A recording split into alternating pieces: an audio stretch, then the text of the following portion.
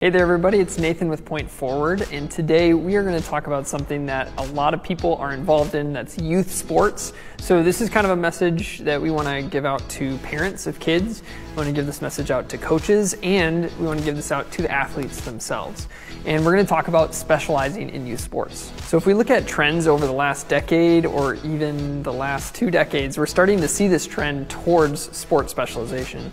And specializing in a sport means that you spend more than 8 months participating in a certain sport, or you quit other sports to be able to do that single sport.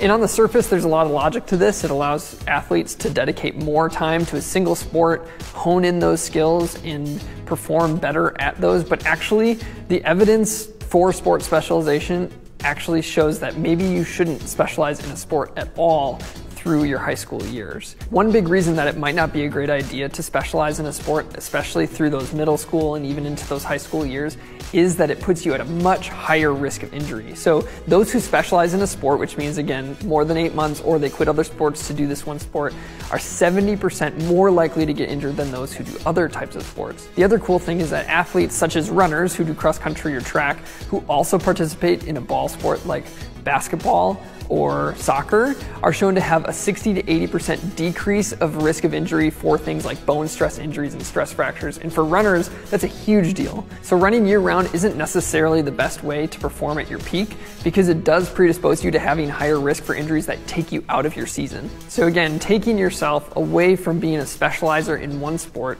does so many positive things for your body, primarily in the way of decreasing risk of injury. Outside of only injury, development is another huge consideration for this.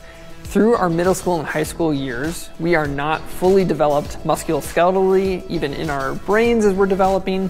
There's a lot of change happening, and putting the same stress through a system over and over and over is not beneficial for typical growth. They've actually seen in baseball players that those who are specializing in pitching at a younger age and having too high of pitch counts don't perform as well as those who specialize later into their high school years.